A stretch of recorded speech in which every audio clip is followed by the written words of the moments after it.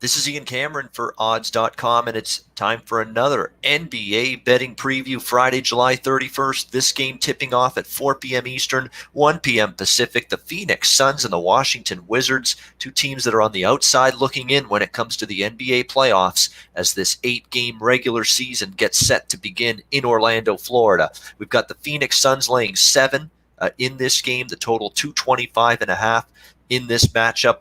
And the Washington Wizards on paper, you look at this team and their state coming into Orlando, and when you look at it, it's hard to envision it being anything but a hopeless situation. I mean, this is a basketball team where they're already well out of it, 5.5 games behind Orlando for the 8th spot and the 8th seed in the East.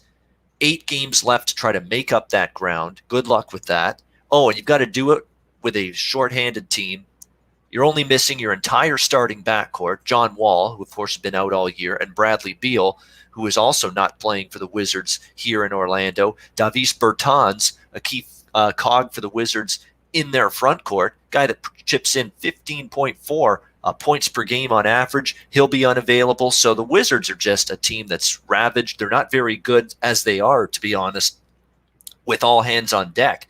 And now you take away, obviously, Wall and Beal not there, Bertans not there, and you're really seeing the Wizards having to go deep into their depth chart and into their roster to make sure if they have any chance of competing, they're going to need some of these other supporting cast members of this team to step up and play big and be an impact. Ish Smith, Shabazz Napier, Rui Hachimura, Thomas Bryant. Those are some of the guys that are really going to have to play well. Those are the 4 remaining double-digit scorers that the Wizards have going into this restart in Orlando. They're going to have to definitely play well at the offensive end, and they're going to have to play some kind of defense, and that's been a problem pretty much all season long for the Washington Wizards. Defense has not been their specialty. In fact, you talk about teams that are bottom feeders defensively, it's why the Wizards are a terrible basketball team for the most part this year. Why have they been bad?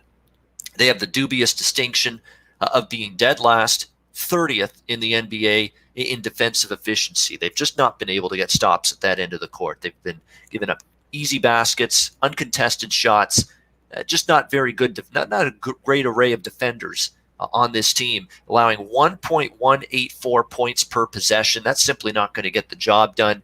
And unless all of a sudden, things change now going into this restart, I don't know if their defense is going to get significantly better. I don't know if you can just be a bad defensive team all season, have this long hiatus, and all of a sudden, a couple weeks of training camp and the bubble in Orlando is going to make you a better defensive team. I just don't see it. So I think it's going to be difficult for Washington here. Now, the question is, with the Phoenix Suns, you're talking about laying 7 points here in the first game for both of these teams.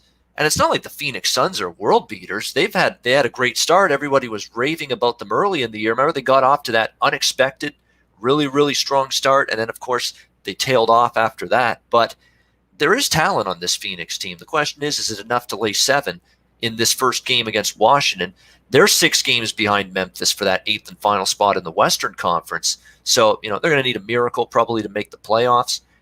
But what I've seen from Phoenix, and I've made a point of it to watch some of these scrimmage games, these exhibition games that have taken place prior to the regular season getting underway, high level of energy, spirit, passion, intensity by this Phoenix Suns team in their scrimmage games. They went 2-1 in their scrimmage games. I thought they were impressive. The effort was good in all of them. Ricky Rubio, I thought, played pretty well, and his shooting can come and go. He's obviously very good at facilitating the offense, but I thought he shot the ball well. We know what you're going to get with Devin Booker as well.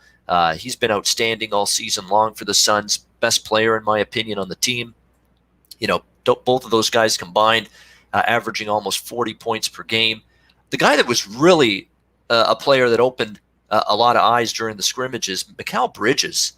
In fact, the last scrimmage game against the Raptors, he was outstanding. He played fantastic.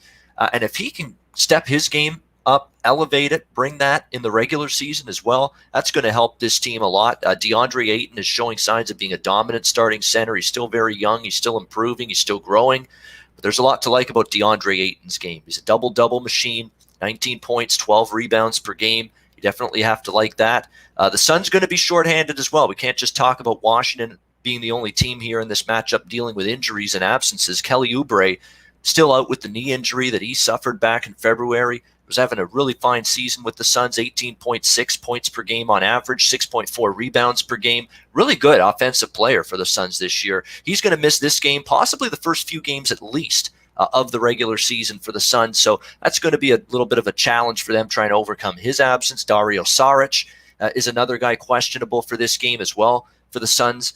So there could be and those are a couple of key players that they rely on here, Monty Williams' team. And will they be able to have them at the ready for this first game is going to be a question mark. Oubre almost assuredly isn't going to play. It's a question of are they going to have Dario Saric, who's currently day-to-day right now, listed as that on the injury report. But it may not matter here. I mean, Washington is just so decimated and very thin because of all the absences. So, yeah, Phoenix might be missing Saric, might be missing Oubre this game and the first couple of games, but it may not hurt them quite as much here in this first game against the Wizards. Wizards have a very thin team. The Suns' bench isn't great, but again, maybe something that's not going to necessarily negatively affect them in this first game as it might against some better teams and some other opponents later in the regular season.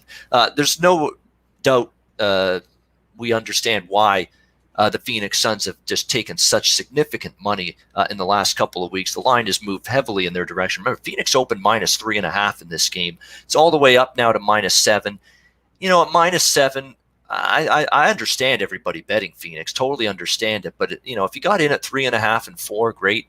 Now you're trying to bet at -7. I think it could be a few too many points to lay. I think the Suns win this game, but in the very first game of this regular season restart for these two teams, the Suns and the Wizards, I'm not in a rush to lay 7 points.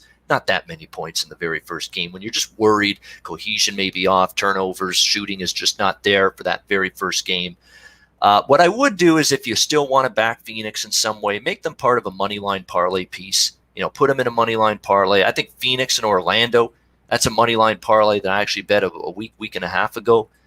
Suns and Magic, that's around -115 to have those two teams parlayed on the money line. I think the Suns and the Magic are both going to win their games, and it takes away the uncomfortability you might have laying points with them after the big money moves toward both Phoenix and Orlando the last couple of weeks. So the Suns and using them in a money line parlay with Orlando, which is about -115 right now. I think that's a solid way to look. In terms of the total's come down 230 to 225.5. I would agree with that a little bit.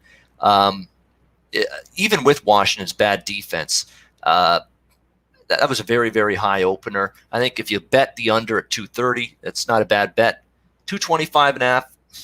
Now it's at the point where with Washington such a sieve defensively, it's moved too much down. The total's just moved too far down for me to bet it under now.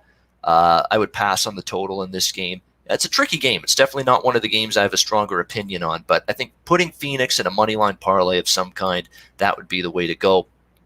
In terms of the spread, you know, again, I'm not in a rush to lay. I think Phoenix has definitely got some advantages. I liked what I saw to them in the scrimmage games, but 7 points is a lot to lay. I just can't do it.